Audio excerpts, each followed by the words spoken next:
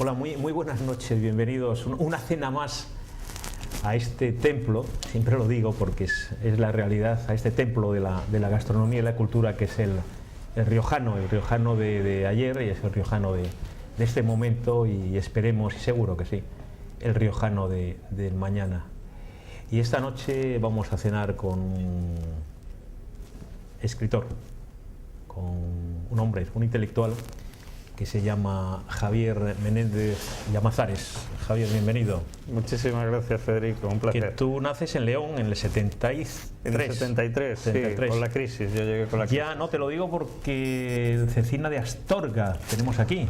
¿Qué? Hombre, yo creo que eso es, además en el riojano... Es buenísimo, y alguna vez yo creo que hemos compartido. Es la mejor elección. Hemos cenado alguna vez. Sí, ya hemos estado aquí. Yo una mesa más mucho, larga, con gente como tú, intelectual, y gente de las letras. Me gusta venir con Manolo Arce, que es un poco también casi el... Yo a Manolo le quiero muchísimo. Yo creo que el culpable, en buena medida, de este museo redondo, ¿no? que tiene el riojano, y solemos venir muchas noches. Yo creo que son asiduos él y su mujer Teresa Santa Matilde. Yo además tenemos una amiga en común que es su sobrina, nuestra amiga Ana Santa Matilde, magnífica, que yo la quiero mucho y tú también. Y además, fíjate, a mí siempre lo digo, además él se lo recuerdo y le hace mucha gracia. A mí me mandaron, Ramón Calderón precisamente me mandó a Colombia, estaba todavía empezando la universidad, estaba en el colegio, yo creo. Un libro que nos marcó a mi generación, que se llama Oficio de Muchachos. Ah, claro. Me lo mandó firmado Ramón, muy cariñoso, y yo siempre lo digo, lo leí en Colombia, una de tus obras, Manolo. Tú estudias en la Universidad de León. Estudié, sí, en dos etapas. Primero hice biblioteconomía, que era una carrera extraña. Sí, eso te iba a preguntar qué es, porque... Es una carrera para ratones de biblioteca, digamos. Lo que ocurre es que, bueno, pues poco a poco ha ido evolucionando ese mundo, y de revolver entre papeles se ha pasado a revolver por internet. Entonces tiene dos partes, que es la biblioteconomía, que son los antiguos archivos, bibliotecas, y luego la documentación, que ya es todo esto de organizar la información digitalmente, etcétera, que ya era bastante más moderno. Lo que pasa es que, bueno, yo volví luego después a las letras y después hice lingüística, que es una cosa más... digamos, yo no sabía qué cosa, pero querido Javier, lo sabía, pero es normal que lo digas tú, que eres el invitado y el importante. A mí me hace una gracia de tu biografía que te vas a Alemania, te vas a Colonia, y luego vienes a Santander, haces un poco al revés, porque ahora todo el mundo que se va a Europa, y que especialmente y de tu profesión y de la mía, que se va mucho a Alemania, los que tienen la suerte de dominar o hablar algo de alemán, pero tú no, tú te vienes de Colonia, Alemania, insisto, te vienes a Santander. ¿Por qué te vienes a vivir a Santander? Bueno, la verdad que había estado en Alemania, además era la época, yo creo, dorada después de la reunificación, y estuve trabajando en una editorial. Volví a España y mi idea era trabajar también en el mundo editorial, y surgió aquí una oposición, y bueno, pues simplemente la hice hace 10 años y tuve la fortuna de ganarla y, o sea que y venir aquí. ¿Eres funcionario o cómo es la cosa? Soy personal laboral de la universidad. Como funcionario parecido te recortan igual o más. De la UC, quiero decir, de la Universidad de Cantabria. Sí. Bueno, pues estaba en Los Castros, ahora estoy en el Instituto de Biomedicina y Biotecnología. Llevo ahí la página web y cosas así. Oye, habéis quedado lo de Cecina y luego no sé, Javier, ¿qué te apetece? A mí lo que me encanta son los chipirones en su tinta que hacen aquí, maravillosos. Hay un problema porque siempre cenamos los tres, o sea, Roberto Macho Quevedo, que tengo esa cruz que lleva conmigo ya mucho tiempo, que vamos a hacer nadie es perfecto, ¿no? Que dio Javier, y luego no hace ni caso, porque luego cada uno nos pone sus platos y sus historias, como se cuida el chico, pues si no se cuida, novias y eso, que pues joven, los callos, eso es lo que... Oye, ¿qué problemas tienes tú con el agua? Porque, bueno, todos los charcos... Bueno, la teoría del vaso de agua, pero será el venir aquí, ¿no? Porque no eres abstemio, ¿no? No, abstemio no, además nos han puesto un buen caldo hoy, que no hemos brindado. Que todavía no hemos brindado. Por tu programa estupendo. Por leer un amigo como tú, que escribe muy bien, luego hablaremos. Y sobre todo venir después de Ramón Viadero, que es un maravilloso escritor y un tipo genial. Sí, el miércoles pasado cenamos con José Ramón, yo le quiero mucho a José Ramón. desde posturas diferentes ideológicamente, pero nos llevamos muy bien porque nos une. Cuando nos ponemos muy nerviosos, José Ramón y yo, bueno, lo discutimos, pues nos ponemos, los dos somos profundamente anti-yanquis y los dos defendemos al Frente Polisario, lo cual nos une dos cosas del Sáhara, que el Sáhara nos une mucho, no, pero perdona. ¿Qué problemas tienes con el agua, querido Javier? No, hombre, yo soy de secano, ¿eh? Pues ya vos ya te digo, pero siempre tienes una titulación bueno, ahí como siempre. No, yo creo que lo que viene es de los charcos, ¿no? Que es lo que te hace, te hace a ti gracia. Bueno, sí que tengo no, y la teoría del vaso de agua, y la andar teoría, ¿no? En todos los charcos. Que son tus la teoría del vaso de agua fue el título de la última novela. La verdad es que me hizo muchísima gracia. Bueno, la novela, como ya sabrás, está ambientada en el 68, que fue una época de tremendo desmadre en todos los sentidos.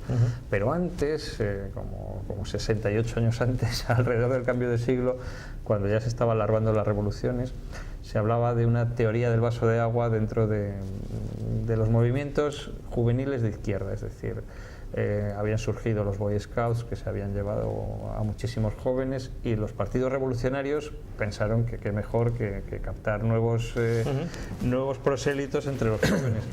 Pero en lugar de aventura y aire libre que ya le ofrecían los Scouts, lo que se les ocurrió fue ofrecerles ligoteo, que era lo que en aquella época más escaseaba.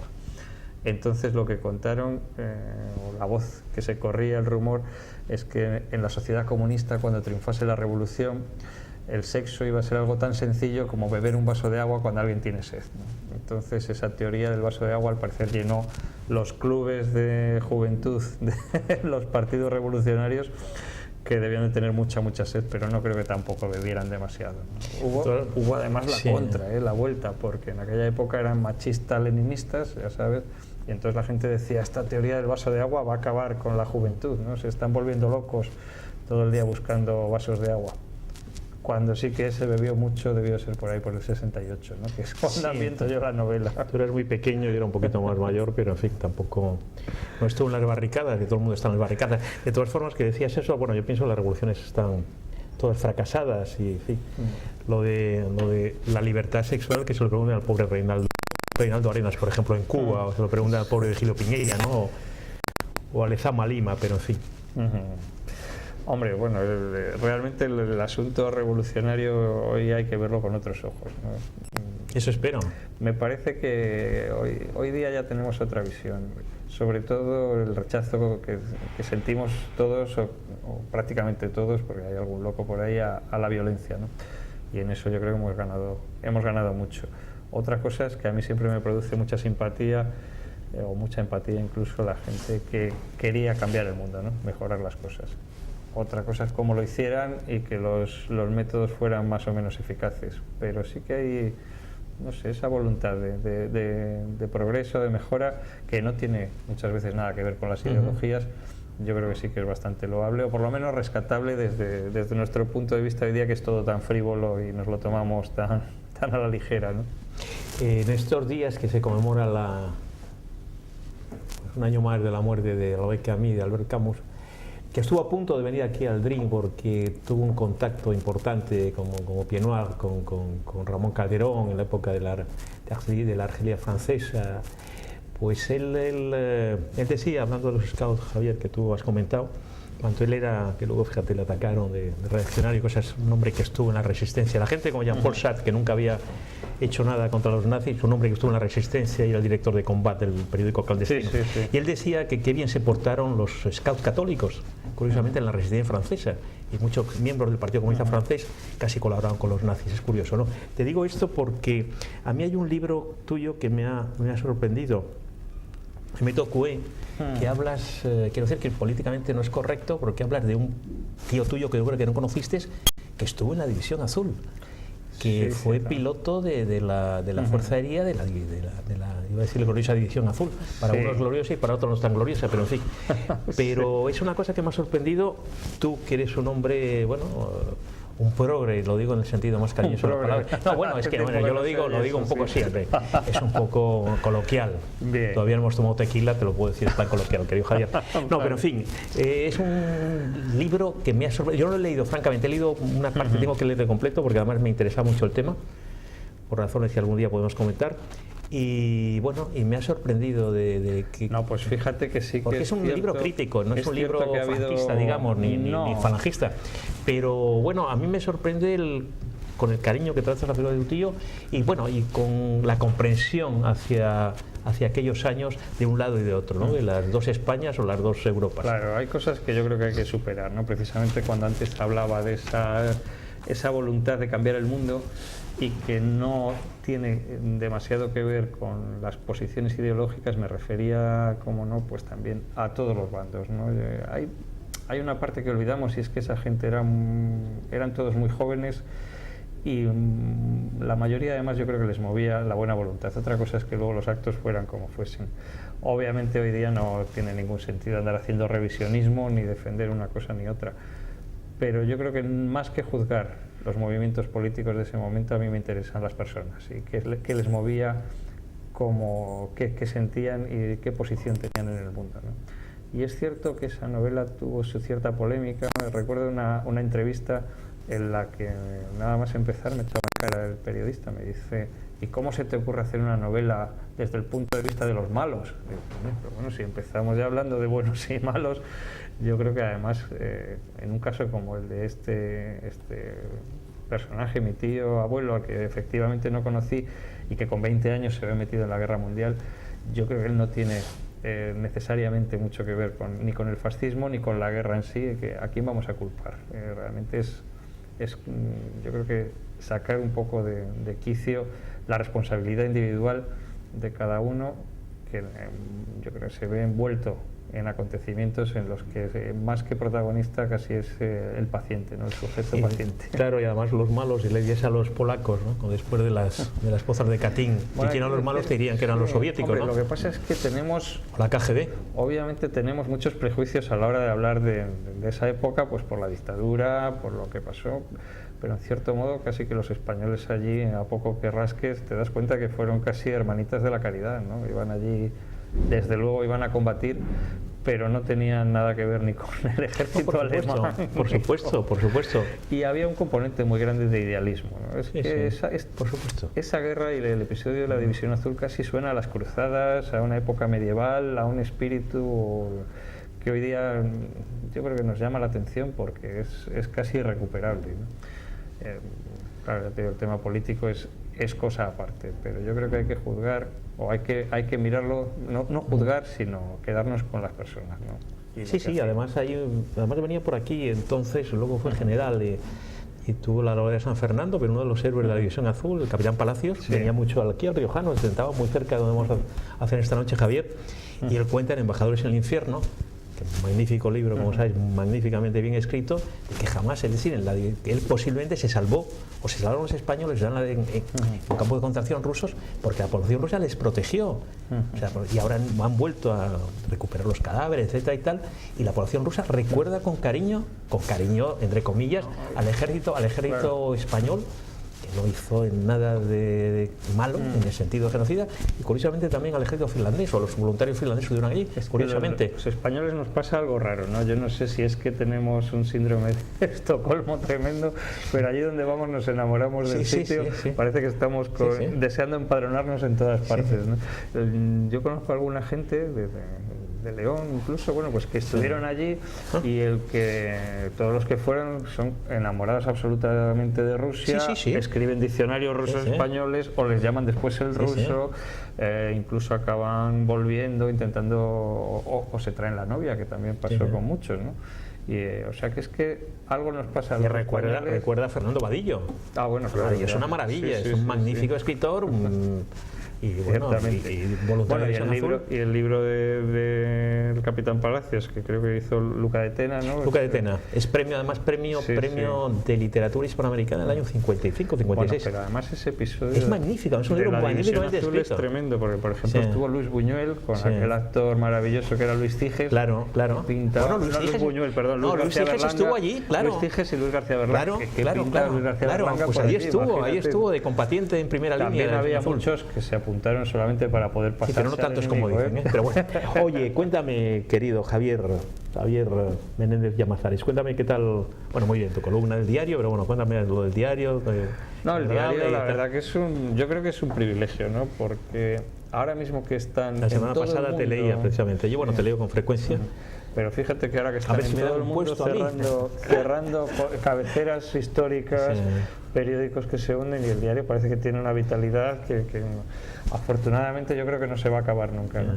Aparte de que en los últimos años ha habido, bueno, pues Castañeda inició una renovación, y en la última temporada ha cambiado, yo creo, bastante la cara del periódico. Hay muchísimos columnistas nuevos, y además que tiene una gran virtud, y es que es un espacio abierto, donde encuentras posturas de todos los signos, de todos los colores, y muchísima libertad, ¿no? Yo creo que el diario es un lujo, además con esa pujanza que tiene, porque ya sabes que lo que no sale en el diario a veces parece que no ha ocurrido, no existe, ¿no? Pues, sí. Manuel Castañeda, que como ustedes saben, queridos telespectadores, está también en esta emisora de televisión. Y además, yo siempre lo digo porque es cierto, aparte de ser mi presidente en el Ateneo, fue compañero mío de colegio, y yo tuve la suerte de estar con él, porque además lo pasamos muy bien. Soy de su promoción en la Facultad de Ciencia y Información en Madrid, y tengo un recuerdo muy agradable. Luego también sigues colaborando en Mi Vieja Casa, por cierto, y alguno más, de Claudio Cego también, de la SER, nosotros decíamos profesora montañesa. Bueno, cuéntame, ahí estás colaborando también, que haces algunos comentarios. Bueno, en el diario hago, como bien sabes. Luego hablaremos de un tema tuyo columna, muy específico. Y también crítica literaria, y eso precisamente hago en Radio Santander, ¿no? Fue, pues, no sé, me llamó un día Beatriz Grijuela, que es una periodista. Sí, la conozco mucho, hombre. Estuvo conmigo de prácticas en aquella época. Sí, yo dirigía los informativos del fin de semana en la SER. Pues y tuve a Beatriz de compañera. Y bueno, pues un día me invitó. De becaria, se decía entonces. De becaria, sí. Alguna más. Qué afortunado. Rosa Ruiz, por ejemplo, fíjate, salió gente estupenda. Sí, a Rosa, que yo la quiero mucho también. Pues nada, me invitó a hacer un pequeño espacio sobre libros, y la verdad que no fue tan pequeño, porque tenemos casi media hora, y pues por ahí han ido desfilando desde Manuel Rivas, Julio Llamazares, Luis Mateo Díez, todos los autores de Cantabria, además, o sea que Manolo Arce, que ha venido varias veces también. Bueno, pues yo creo que estamos haciendo una pequeña labor, y hay que agradecer sobre todo esas ganas que tienen Radio Santander de ceder un espacio a algo que parece de tan poco público como la cultura, verdad que ya sabes que nos tiene, y sobre todo la literatura, ¿no? Javier, decía... los domingos, los domingos a la 1. Sí, oye, tienes ahí... Hay que meter la cultura. No, por supuesto. ¿Quieres repetirlo? Los domingos a la 1:05 en Radio Santander, cadena SER Cantabria. Rosa, que diario, que tenemos una cena pendiente, que me está costando mucho quedar contigo últimamente. Ya también digo yo mi cuña, hablando de Rosa. Decía Eduardo Galeano que es muy difícil escribir de fútbol y escribir bien, y él lo ha hecho maravillosamente. Y aquí hay buenas firmas, porque un amigo tuyo y mío, también muy amigo mío y muy amigo tuyo seguro, Jesús Herrera, escribe francamente bien. Escribe muy bien Raúl Gómez Amperio, también casi de mi promoción. Escribe muy bien Álvaro Machín, y tú escribes francamente bien, y yo que no soy demasiado futbolero, además yo te contaba que aquí todo el mundo voy a venir todos los días a que me eches flores así, y yo soy del River, y aquí todo el mundo es del Peñarol, y yo soy del Nacional, o sea que lo cual es terrible, o sea que ideológicamente es marcadísimo. Pero te digo, querido Javier, hablando totalmente en serio, ¿por qué escribes tanto de fútbol? ¿Por qué escribes también de fútbol? ¿Y por qué te apasiona tanto? Y hablabas de Manolo Arce, que también va a ser es presidente de una asociación importante. Sí, una que espero entrar yo pronto también, y alguno más. Pero ¿por qué esa afición? ¿Por qué es tan importante el fútbol? Eduardo está convencido. Además, Eduardo, yo recuerdo muchas veces cuando le veía, hace que no le veo, pero en fin, cuando le veía en Montevideo, ahí en la avenida 18 de Julio, con perdón, cuando hay unas grapas, me decía eso, que es Federico, es que es muy importante, con ese acento tan divertido que tiene como buen uruguayo, pues me decía eso. ¿Y por qué es tan importante el fútbol? ¿Y por qué es tan importante escribir de fútbol, querido Javier? Bueno, hasta ahora yo creo que ha habido como una especie de prevención del mundo de la cultura hacia el fútbol, ¿no? Estábamos viendo constantemente cómo los escritores, los intelectuales se alejaban de ese fenómeno de masas, Sin embargo, yo creo que muchos secretamente luego llegaban a casa y o bien nos pegaban la prensa deportiva a ver cómo había quedado. Bueno, y poco a poco en nuestra cultura no, pero en el mundo americano sí que el cronismo deportivo ha estado, bueno, pues muy arriba. Por ejemplo, Rhinelander, que fue un maravilloso cronista magnífico. Y que además terminó siendo novelista. En España ha sido de otra manera. Yo creo que se escribía muy bien, pero hasta que no llegó Vázquez Montalbán dándole carta de naturaleza a escribir sobre todo de fútbol. Don Manuel. No sé, sí, pero bueno, a él se le reconoció. A lo mejor también porque ya sabes que todo lo que rodea al Barcelona y lleva un cierto toque de nacionalismo, pues tiene otra repercusión. ¿No? Pero aquí yo creo que se ha escrito también siempre. Yo ahí sería el español, ¿eh? Si me permites. Me parece estupendo. Si me permites. Me parece estupendo. Sin embargo, el fútbol es cierto que es una metáfora de muchas cosas, es una representación del combate, de la guerra o de la vida, pero el fútbol es algo que llevamos dentro desde la infancia, que casi parece innato, pero en cualquier país del mundo les das un balón y aunque no lo hayan visto por la tele acaban jugando al fútbol y lo mamamos, ¿no? desde muy críos. Y yo creo que al final te puede servir, o en mi caso yo creo que me sirve para hablar de muchas otras cosas, ¿no? Utilizas el fútbol porque sabes que es un lenguaje que todos entendemos, pero al final estás hablando lógicamente de la vida y de lo que ves. En este caso, en mis columnas en el diario, pues hablas un poco también de cómo es Cantabria o cómo somos los que vivimos aquí, ¿no? Y yo creo que esa es la verdadera función que tiene el fútbol, ¿no? Que nos sirve para conectar sin quedarnos en las diferencias que otras veces nos pueden separar, ¿no? De educación, de clases sociales, etcétera. En el fútbol somos todos iguales. Bueno, los hay mejores, ¿no? Los hay que son arietes y que están abajo metiendo goles, y otros como Albert Camus, ¿no? Pues están parándolos, y los demás, los que solo valemos para mirar, pues comentamos. O Camus, sí, tu madre ya sabes que era de Mallorca. Tenemos que terminar. Yo quiero hacer una pregunta antes de terminar. Lo que sí recordarle, y ahora que hablaba Javier Menéndez Llamazares de casi el último caudillo, y hablando de Uruguay, de Julio María Sanguinete, me comentaba hace demasiado tiempo, yo creo que este verano, me decía yo, en fin, que por qué yo era del Nacional, y decía, es que tienes que ser, Federico, tienes que ser del Peñarol, es que el Peñarol es una religión, decía Julio María, que por esto escribe maravilloso, y es el último caudillo. Parece que ha sido un presidente totalmente democrático, pero decían que era el último gran caudillo de la zona. Terminamos, querido Javier, se está llenando todo, y al final es la tópica pregunta. ¿Nos van a sacar la cecina ya? ¿No? Eso te digo. ¿Qué proyectos tienes? Y con eso terminamos, querido Javier. Pues mira, estoy terminando un librito sobre el Racing, que es para una editorial madrileña, en la que hay un editor cántabro además, por lo cual está emocionadísimo con el libro del Racing. Se llaman Libros del Cao, y la colección es Hooligans Ilustrados. Ha escrito Martínez de Pisón. Sí, hombre, magnífico, la conozco, claro. Una colección estupenda. Se trata de dar una visión personal, no de contar la historia del fútbol, sino cómo lo siente uno. A veces me imagino que moverá casi a la risa o al llanto, vete a saber. Claro, no, seguro que no. Y luego tengo entre manos voy a dejar un poco ya Alemania en mis mundos narrativos, y quería hacer una novela santanderina. O sea que ya que llevo aquí una década, pues parece que ya va siendo hora de hablar un poco de aquí, ¿no? Nos tenemos que terminar porque ya está Roberto todo nervioso y es el que manda, Roberto Macho Quevedo. Por cierto, recomiendo su magnífico programa en esta televisión, su magnífico programa de cine, también en la cadena, en la emisora hermana, en la COPE, pero especialmente y básicamente con imagen y con sonido magnífico, y con grandes películas de Roberto Macho Quevedo. Javier Menéndez Llamazares, querido amigo. Bueno, un placer verte como siempre. Lo mismo, nos vamos a nada. Luego te cuento algo. Vamos a poner las botas ahora aquí. Seguro, y luego te cuento algunas cosas del Racing que a lo mejor no sabes. Del viejo Racing, de los años 30, de la época de donde estaba combatiendo, un poquito después. Combatía todo. Cuenta que ya te contaré. Me interesa muchísimo.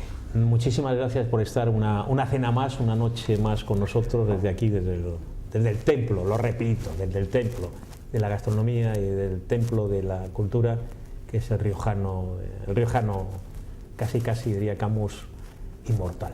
Gracias.